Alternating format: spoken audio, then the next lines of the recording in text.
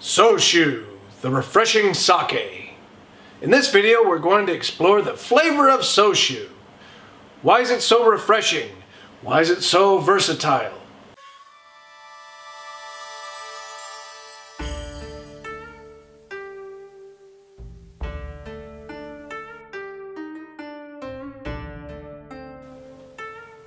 Hello, welcome to GOGAKUDO After Hours. I am Niku, and on sake discussions we are talking about soshu. Soshu is the refreshing, the relaxing sake. It's the sake that comes to mind when you say sake. To put it into context, like when you go to a bar and order a draft beer, you get a pilsner. Not an IPA or a dark beer, but usually you get a pilsner. Same with at izakayas. When you order a sake, you typically get a soshu. Soshu is the most versatile of the sakes. It can be served at the widest temperature ranges. It can be served very cold or very hot. It can be served at yukibi all the way to suzuhei. Yukibi is 5 degrees Celsius and suzuhei is 15 degrees Celsius. Right now, we are at hanabiye, which is 10 degrees Celsius. For the hotter temperatures, soshu can be served at jokan all the way up to atsukan. Jokan is 45 degrees Celsius and atsukan is 50 degrees Celsius. Soshu pairs very well with Japanese fried chicken and grilled gyutung because it can wash away the fatty meats and the fatty oils in your mouth. Soshu can also be paired quite well with spaghetti and pesto sauce. But soshu is mostly drank by itself because of that refreshing effect, which is why it was so popular in the 1980s, and it's still popular today. So now it's time to taste. A great example of a classic soshu is what we have here. This is a Jozen Mizu no Gotoshi. Comes from Niigata.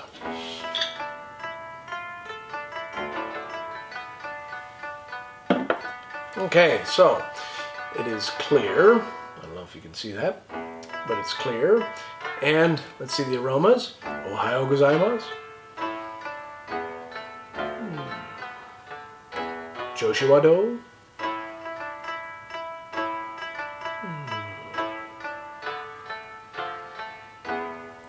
Joshine. It has some fruity aromas to it. They're not as pronounced as they are in the kunshu, so you have to get very, very close to it.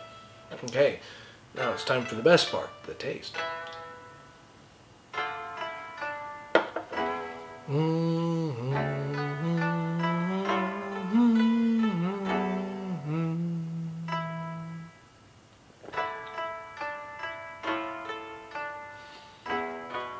It has a very refreshing aftertaste to it.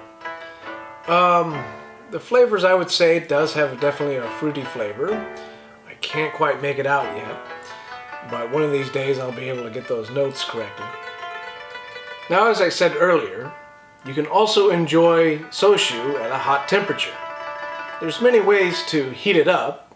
You can use the microwave, but the way I'm going to do it is I'm going to use an ordinary water boiler and a tokuri, and we're going to insert the tokuri into the water boiler.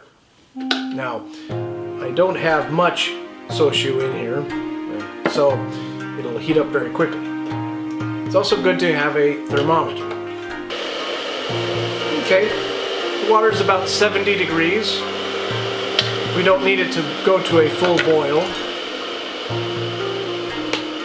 Let's put in our Monju.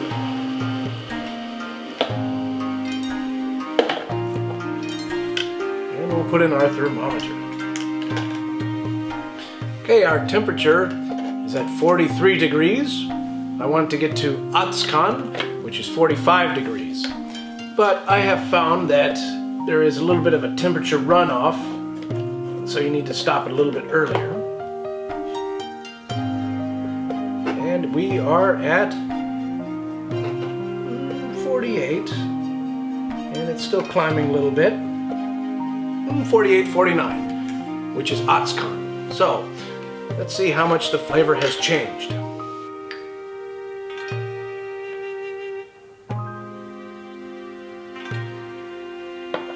It's still clear. I don't know if you can see that.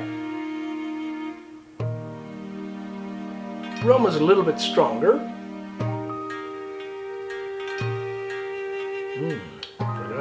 Forgot the GOGAKUDO method. Konnichiwa.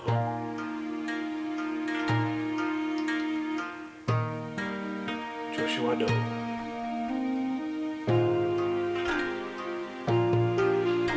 Joshine. Yes, the aromas are a little bit stronger. I don't know if I smell anything new yet, but I was time for the best part.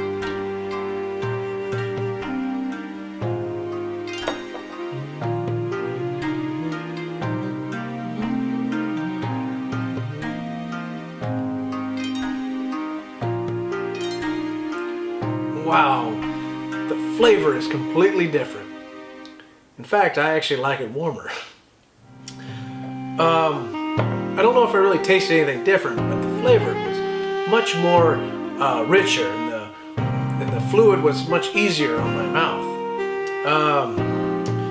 But anyway, that is soshu. This is why soshu is so versatile. It can be a very, very hot day in the summer, and you can serve it very, very cold. Or like today, a very, very cold day in wintertime, and serve it very, very hot. Anyway, thank you very much if you made it this far, and if you're interested, please sign up for a trial lesson. Thank you, and I look forward to meeting you.